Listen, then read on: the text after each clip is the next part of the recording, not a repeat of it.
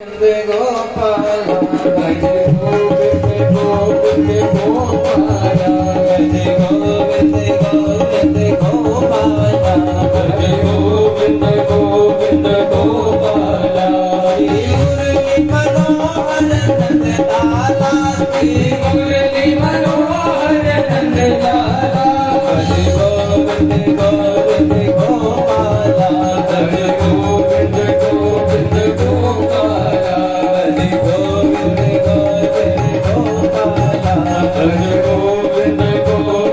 गोपाल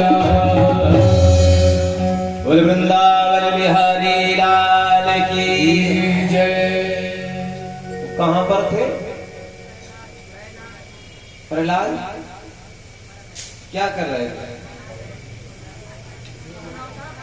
अच्छा हाँ, नवदावती का जब सुनाया कि ऐसे करना चाहिए तो हिरण्याकश्यप ने अपने छोटे से बालक को फेंक दिया। ले जाओ इसको, अभी मार डालो, ये हमारे शत्रु का नाम ले रहा है। तो ले गए, तो गिरी से गिराया, पहाड़ से फेंक दिया गया, समुद्र में फेंका गया। और गिरी से गिराया प्रहलाद को प्रमादियों ने, तो सेज सी बना ली कृपानाथ निज बाहों की। भगवान सेज बना करके उन्हें ले लेते हैं। ये क्या है? भगवान सबके विषय में जानते हैं। देव की दया की भीख मांगने लगे तो कृष्ण रूप में सजा दी क्रूर कंस के गुनाहों की। तो साहों की चिंता न खैर खाहों की चिंता, उन्हें चिंता है दुखी के आंसुओं की और आहों की। तो कभी बिंदु सदन कसाई के सदन बीच, कभी बिंदु सदन कसाई के सदन बीच, कभी कीर्त करते हैं कबीर से जुलाहों की। ये भगवान की माया। अरे विष के कुएं में डाला गया, सड़कों के बीच डाला गया, ये बार बार जिंदा होकर के आ जाते। और कहा हाथी के नीचे कुचला दो, हाथी पैर उठाया, बाद में सूंड से उठा करके ऊपर ही चढ़ा लिया। काल कोठरी में डालो, वहां पर भी बच के आ गए। तब हिरण्याकश्यप की एक बहन है जिनका नाम है, क्या नाम था? होलिका। हाँ ये मालूम है, सुनो, होलिका नाम है। अरे भैया आप चिंता क्यों करते हो, ये तो हमारी चुटकी का काम है। बोले लकड़ी लगाओ, और लकड़ी लगा करके बैठे, आग लगाई गई। भगवान की ऐसी कृपा, उनका दुशाला भक्त प्रहलाद जी के ऊपर। और होलिका देवी धुआं हो गई।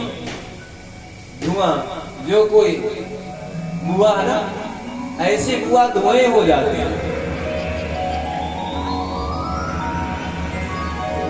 है ना। अब हो ही जाना चाहिए, जो अपने भतीजियों को जलाने की कोशिश करे तो ऐसी बुआ धुआं हो जाती। और सब लोग साथी लोग ढूंढने लगे ना। जब ढूंढने लगे तो प्रहलाद जी निकले, तो लोग एक दूसरे के ऊपर धूल उड़ाने लगे। तब बना धुड़ेरी, है ना, धुड़ेरी होती नहीं, जो होलिका जली ना, इसके बाद सब एक दूसरे के ऊपर धूल उड़ाते हैं। उनमें कुछ राक्षस थे, तो वो एक दूसरे को कीचड़ में डालने लगे। आज भी जो कीचड़ में डालते हैं ना, तो हम जान जाते हैं वही कुल के हैं सभी। ऐसे ही है ना। अरे हमने देखा इंजन का जला तेल कोई लगाता, ये बिल्कुल जो है ऐसे वही कुल के हैं सब लोग। तो वहां से जब बढ़िया गीत गाते हुए सब निकले, तो संडा मर्ग ने अपने उसमें लिया आओ हमारे पास, अंडर में ले लिया आओ मेरे पास। चलो सब लोग, और गुरुकुल में पढ़ाई करने लगे। अब जब पढ़ाई करने लगे, जब गुरुजी कहीं चले गए तो कहा ये बताओ आपको ये ज्ञान कैसे मिला? जो गुरु हैं, ध्यान दीजिए, जो आपके गुरु, हमारे गुरु बोले तुम्हारे जो गुरु है ना ये हमारे गुरु नहीं है, हमारे गुरु तो नारद जी हैं। नारद जी कब गुरु बन गए? बोले हम तो सब सीखे सिखाए हैं और हमें रोग लग गया है। बोले कैसा रोग है? कृष्ण ग्रह ग्रहीतात्मा न वेद जगदीदृशम। जो हमारी आत्मा है ना वो कृष्ण में लगी है ना। जो कृष्ण ग्रहीत आत्मा होते हैं ना तो उनकी चाल बदल जाती है। सुनो उनके लक्षण कैसे हैं। क्वचित रुदते, भगवान के प्रेम में कभी कोई रोने लगते हैं। क्वचित हंसते, कहीं कहीं हंसने लगते हैं। जाना होता रामा देवी निकल जाए तो 9 बजता, फिर भी याद आता है हमको तो रामा देवी जाना था, क्योंकि भगवान के प्रेम में लीन है। उदगायत, कुछ कभी कभी गाने लगे, अरे कहो घूम पड़े नाचने लगे। ये क्या है? कृष्ण ग्रहीत आत्मा, ये लक्षण है। ऐसे लक्षण तो नहीं पाए गए। ऐसे लक्षण आप में पाए जाते होंगे ना तो लोग कहेंगे पगला गए हैं, है ना। और ऐसे पगलाना अच्छा है, ऐसे पगलाना अच्छा है। तो सबको बताया भक्ति का विषय और कहा अरे साथियों, मानव का जन्म इसीलिए मिला है कि हम कैसे वो भगवान को प्राप्त कर लें। बोले साधन बताओ। बोले उठाओ अपने अपने औजार और बजाना शुरू कर दो।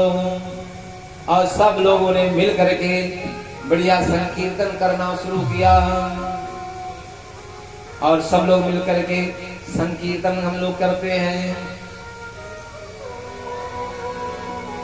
गोविंद मेरो है, गोपाल मेरो है, गोविंद मेरो है, गोपाल मेरो है, गोविंद मेरो है, गोपाल मेरो है, गोविंद मेरो है, गोपाल मेरो है, राधा रमण नंदलाल मेरो है, ओ श्री राधा रमण नंदलाल मेरो है, गोविंद मेरो है, गोपाल मेरो है, गोविंद मेरो है, गोपाल मेरो है, गोविंद मेरो है, गोपाल मेरो है, गोविंद मेरो है, गोपाल मेरो है, राधा रमण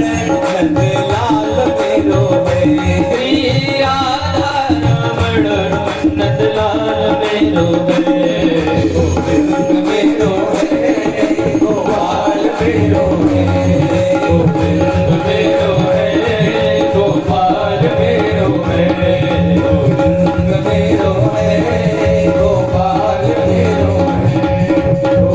और ये भला चली उपदेश से और खूब संकीर्तन हुआ। गुरुदेव भगवान आए, अरे पुत्रों जी क्या कर रहे हो? सांटी उठाई, जैसे सांटी उठाई तुरंत ही शिष्यों ने हाथ पकड़ा और कहा गुरुजी शुरू हो जाओ।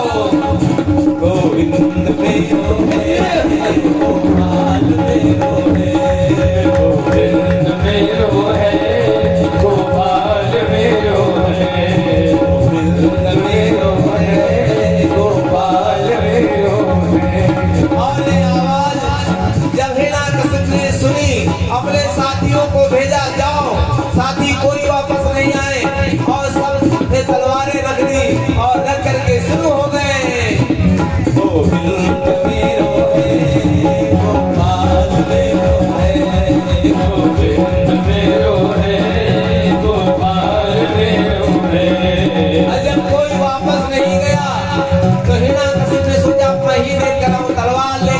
पहुंचे और जैसे देखा सब तो गोविंद मेरो है, गोपाल मेरो है, सब गा रहे हैं और तलवार निकाली और जैसे निकाली जिसने को कहा तो को कहते ऐसे को बना वीर सब स्तब्ध शांत।